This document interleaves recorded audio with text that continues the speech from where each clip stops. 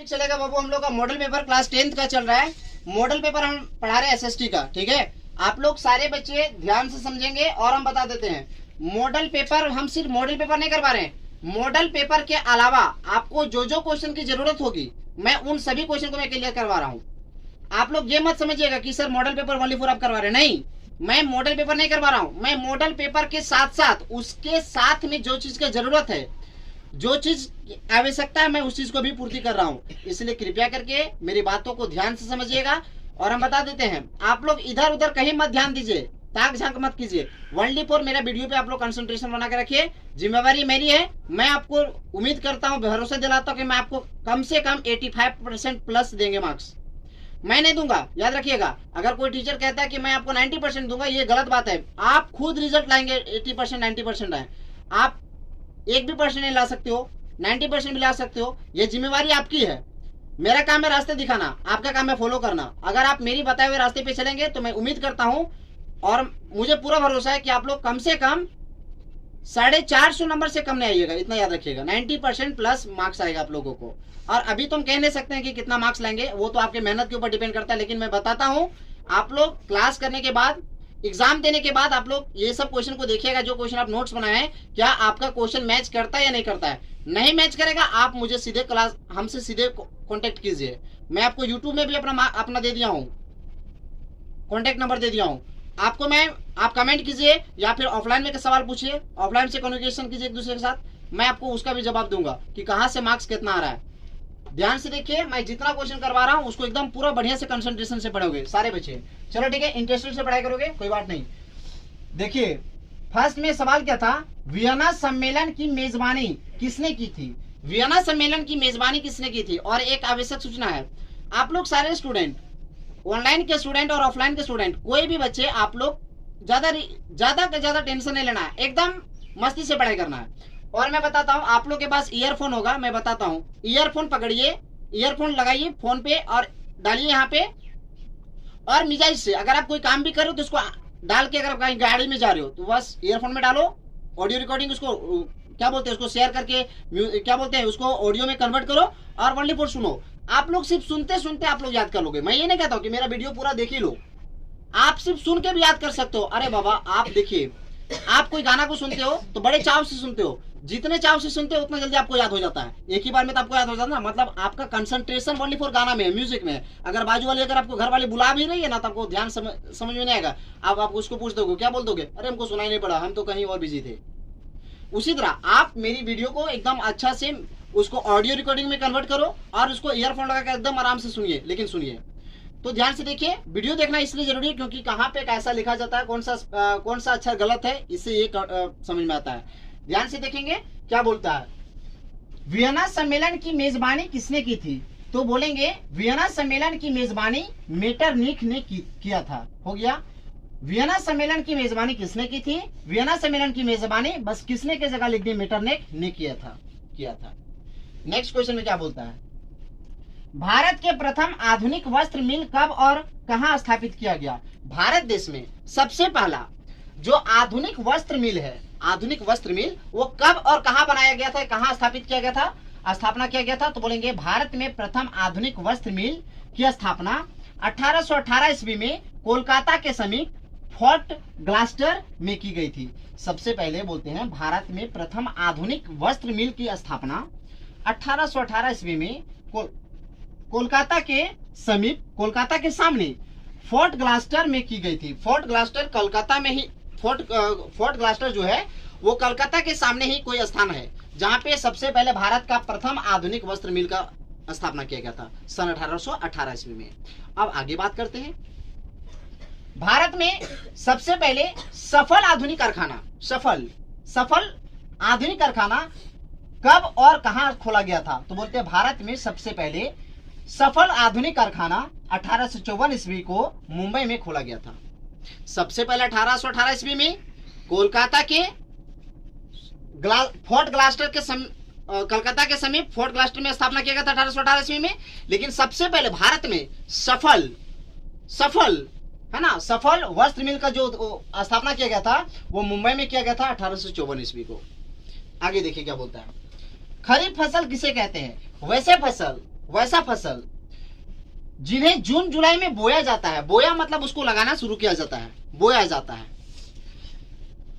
एवं अक्टूबर के आसपास, अक्टूबर नवंबर के आसपास, अक्टूबर के आसपास मतलब अक्टूबर, सितंबर अक्टूबर बोल सकते हो, अक्टूबर नवंबर भी बोल सकते हो, अक्टूबर के आसपास काटा जाता है, वह खरीफ फसल कहलाती है। जैसे धान, धान बोलिए या चावल बोलिए, बात बराबर है ना, धान से ही चावल बनता है। मक्का हो गया, बाजरा हो गया, मूंगफली हो गया, मूंगफली का मतलब आप लोग तो जानते हैं, बादाम, है ना। अब देखिए रबी फसल किसे कहते हैं, तो कहते हैं वैसे फसल जिन्हें अक्टूबर नवंबर माह में, अक्टूबर नवंबर में बोया जाता है। अक्टूबर नवंबर, जब कोई 2 माह के नाम होता है तो उसको यहाँ बीच में माइनस का सिंबल दे देंगे। और हम बता देते हैं, अगर हिंदी ग्रामर हम आप लोग को पढ़ाएंगे, अगर बीच में माइनस का सिंबल आ गया तो समझ, आप लोग तो जानते हैं कि कौन सा समास होता है, वो आप लोग खुद समझदार है। नहीं जानते हो तो मैं आगे बताऊंगा, नो टेंशन, टेंशन मत लीजिए। द्वंद्व समास इसको कहा जाता है। तो वैसे फसल जिन्हें अक्टूबर नवंबर माह, नवंबर में बोया जाता है, जिसको अक्टूबर नवंबर में बोया जाता है और फरवरी मार्च में काटा जाता है, फरवरी मार्च में या मार्च अप्रैल में काटा जाता है, उसके बाद बोलते हैं, उसी को बोलते हैं रबी फसल। जैसे गेहूं हो गया, जौ हो गया और चना हो गया। चना मतलब जानते हैं, चना है ना, जिसको हम लोग अपने भाषा में बूट कहते हैं। लोकतंत्र की कोई 2 चुनौतियों को लिखे। लोकतंत्र, लोकतंत्र का मतलब होता है लोक मीन्स लोगों का, और तंत्र का मतलब अधिकार। लोकतंत्र का मतलब होता है लोक मीन्स लोगों का, और तंत्र का मतलब अधिकार। लोगों का अधिकार क्या होता है बाबू, सुनो ध्यान से। अगर हम सरकार को चुनते हैं तो आपको हर 5 साल के बाद एक ऑफर मिलता है, आप सरकार को बदलिए। अगर वो सरकार 5 साल तक आपके हित में कोई काम नहीं किया तो आने वाला 5 साल में आपके लिए वो क्या काम करेंगे। इसलिए हमें भारत का संविधान हमें ये अधिकार देते हैं कि आप 5 साल के बाद अपने अनुसार, अपने इच्छा अनुसार आप सरकार को बदल सकते हैं, कोई भी सरकार को बदल सकते हैं। तो कहने का मतलब है कि लोकतंत्र की कोई 2 चुनौतियों को लिखें कि आज लोकतंत्र में कि कोई 2 चुनौती क्या क्या हो गया। तो बताते हैं, लोकतंत्र की किन्हीं 2 चुनौतियां इस प्रकार है। क्या क्या? फर्स्ट में शिक्षा का अभाव। आज के लोगों के पास शिक्षा नहीं है, शिक्षा बहुत कम है, शिक्षा का अभाव है। सामाजिक असमानता, और समाज में हमारा असमानता है। असमानता का मतलब होता है बराबरी का हिस्सा नहीं है।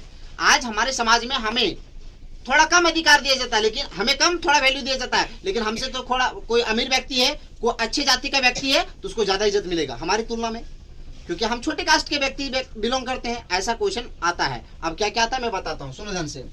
शिक्षा का अभाव, क्या कहता है? भारत में शिक्षा का कमी है। ये तो बात सही है, आज हमारे भारत देश में भी शिक्षा का कमी है।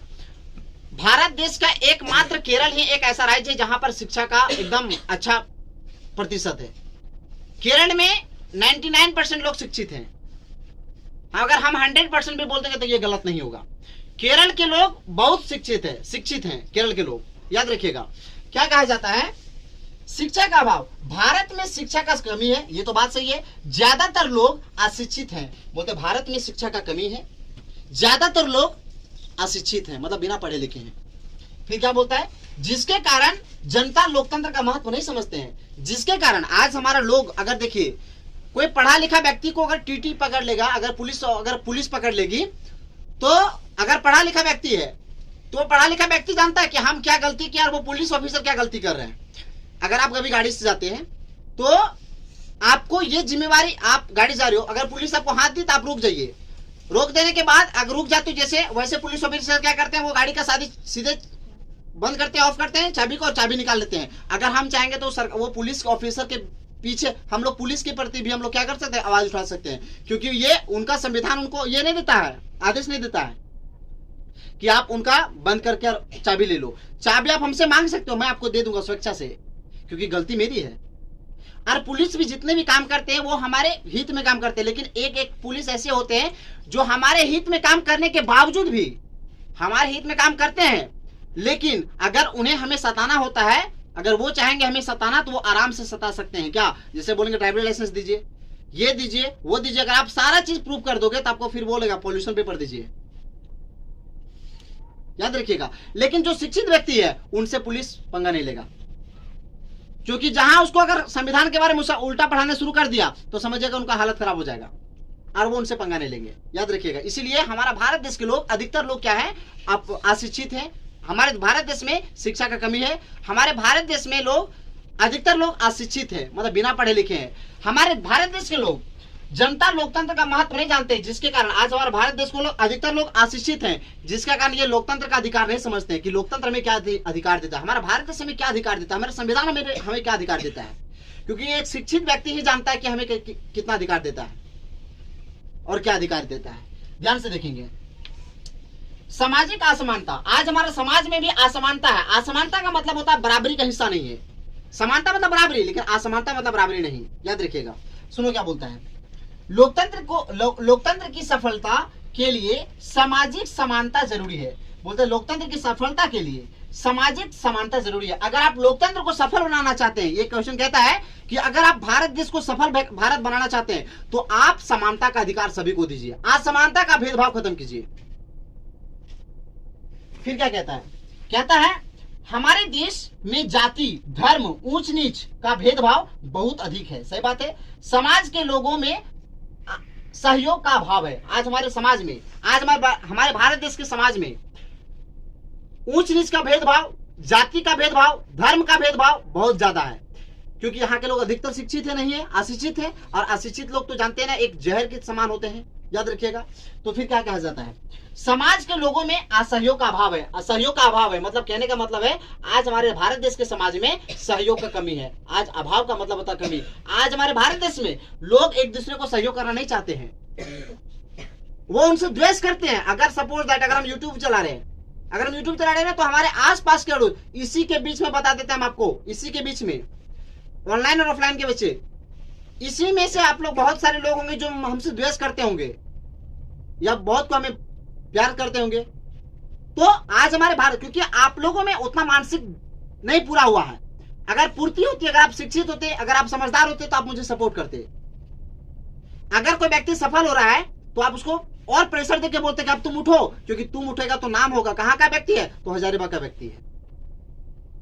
याद रखिएगा। फिर क्या कहा जाता है, कहा जाता है समवर्ती सूची क्या है, समवर्ती सूची किसे कहते हैं, तथा समवर्ती सूची के अंतर्गत क्या क्या आते हैं। कहने का मतलब है समवर्ती सूची क्या है और समवर्ती सूची के अंतर्गत क्या क्या आते हैं। कहने का मतलब है क्या है, देखिए समवर्ती सूची के बारे में जानते हैं। समवर्ती सूची, जिस सूची पर केंद्र सरकार मतलब सेंट्रल मिनिस्टर, सेंट्रल गवर्नमेंट, केंद्र सरकार एवं राज्य सरकार, केंद्र सरकार और राज्य सरकार दोनों सरकारें मिलकर कानून बनाती है। बोलते जिस सूची के अंतर्गत हमारा केंद्र सरकार और राज्य सरकार मिलकर कोई कानून बनाता है, तो कहने का मतलब है बाबू, मिलकर कोई कानून बनाती है उसे समवर्ती सूची कहते हैं। आप लोग को याद हो गया होगा कि समवर्ती सूची उसको कहते हैं, उसे कहते हैं जब केंद्र सरकार और राज्य सरकार मिलकर कोई कानून बनाता है, उस कानून को समवर्ती सूची कहा जाता है। वही बोलता है जिस सूची पर केंद्र सरकार एवं राज्य सरकार दोनों सरकारें मिलकर कानून बनाती है उसे समवर्ती सूची कहते हैं, उसे समवर्ती सूची कहते हैं। फिर क्या बोलता है, तथा समवर्ती सूची के अंतर्गत क्या क्या आते हैं, तो बोलते हैं इसमें से कुछ मुख्य विषय इस प्रकार हैं। क्या क्या, फर्स्ट में शिक्षा, स्वास्थ्य, पर्यावरण, विवाह, तलाक एवं बिजली शामिल है। ये सब समवर्ती सूची में शामिल होता है, समवर्ती सूची के अंतर्गत आते हैं। फिर क्या बोलता है, मुद्रा को विनिमय का माध्यम क्यों कहा जाता है। आज मुद्रा को, मुद्रा मतलब होता है आज हमारा भारत का मुद्रा जो होता है, भारत का जो करेंसी है रुपए है, रुपया। अगर आज मुद्रा को विनिमय, विनिमय का मतलब होता है लेन देन। आज मुद्रा को मतलब आज पैसा को लेन देन का माध्यम क्यों कहा जाता है, आज मुद्रा को लेन देन का माध्यम क्यों कहा जाता है, मैं बताता हूं।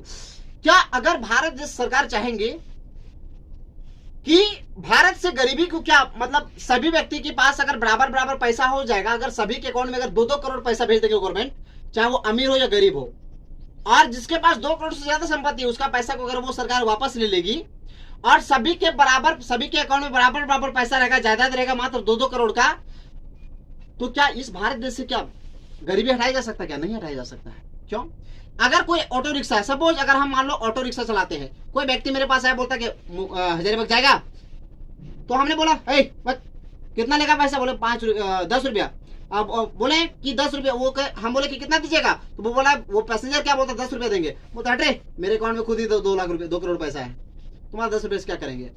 तो हमारे भारत देश में, कोई भी देश में पैसा को सभी के अकाउंट में या पैसा सभी व्यक्ति को देने के बाद गरीबी को नहीं हटाया जा सकता है, याद रखिएगा। आप लोग के माइंड में चलता भी होगा कि सभी के पास अगर बराबर बराबर पैसा होता तो गरीबी को हटाया जा सकता है। ये डजन मैटर, ये इसमें मैटर कोई मैटर नहीं करता है। आप गरीबी को इस प्रकार नहीं हटा सकते हैं। तो क्या कहता है, आज मुद्रा को विनिमय का माध्यम क्यों कहा जाता है? मुद्रा की विनिमय से, देखो मुद्रा की विनिमय से, विनिमय मतलब लेन देन से वस्तुओं एवं सेवाओं का क्रय विक्रय कर सकते हैं। बोलते बाबू आज हम पैसा का उपयोग करके हम कोई भी वस्तु को या सेवा को, जैसे हम आप लोग को जो दे रहे हैं ना, आप लोग को पढ़ा रहे हैं, ये सेवा हो गया। हमने दुकान किया, इस सामान को खरीदा 50 में खरीदा, तो ये मेरा हो गया वस्तु का क्रय विक्रय करना, वस्तु को खरीदना। अब क्या कहता है, ध्यान से देखिए, कहता है मुद्रा का विनिमय से वस्तुओं एवं सेवाओं का क्रय विक्रय कर सकते हैं, इसलिए मुद्रा को विनिमय का माध्यम कहा जाता है। आज बोलता है कि हम पैसा से कोई भी वस्तु को और कोई भी सेवा को ले सकते हैं और दे सकते हैं, इसीलिए हम मुद्रा को विनिमय मुद्रा का माध्यम विनिमय कहा जाता है। सीधे बाबू, इसलिए मुद्रा को विनिमय का माध्यम कहा जाता है, इसलिए मुद्रा को विनिमय का माध्यम कहा जाता है। फिर से मैं पढ़ा देता हूं, मुद्रा की विनिमय से वस्तुओं एवं सेवाओं का क्रय विक्रय कर सकते हैं, इसलिए मुद्रा को विनिमय का माध्यम कहा जाता है। ये आपका क्वेश्चन नंबर 6 हुआ। टाइम तो बहुत ज्यादा हो गई, अब मैं यहां तक बता दिया हूं, 6 क्वेश्चन करवाया हूं, मैं फिर कल क्वेश्चन आगे करवाऊंगा। आप लोग सारे बच्चे, मैं आज 9th क्लास के बच्चों को मैं वीडियो अपलोड किया हूं साइंस का। आप लोग सारे के सारे स्टूडेंट वो साइंस का बेसिक कॉन्सेप्ट आप लोग एकदम पढ़ लीजिएगा। वो 8th क्लास के स्टूडेंट, 9th क्लास के स्टूडेंट, 10th क्लास के स्टूडेंट, अगर 11th 12th के स्टूडेंट अगर आप जाओगे बाबू भविष्य में, तो वो आपके लिए बहुत ज्यादा हेल्पफुल रहेगा। इसलिए कृपया करके आप लोग वो यूट्यूब से आप लोग, हम अपलोड कर देंगे आज रात में, आप लोग उसका भी वीडियो देख लेंगे साइंस का। एनी हाउ, ठीक है, थैंक यू। आज तक नेक्स्ट आगे चलेंगे।